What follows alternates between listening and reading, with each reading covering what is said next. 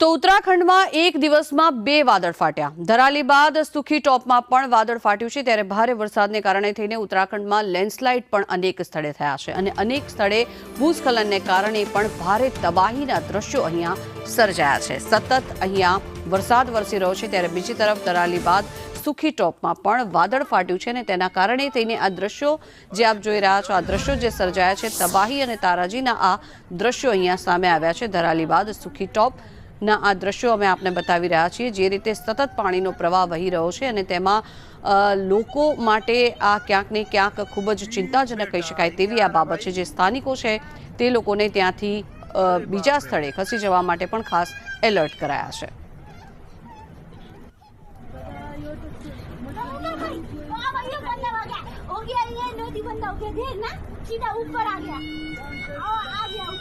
अरे बहन अरे अरे बाप रे।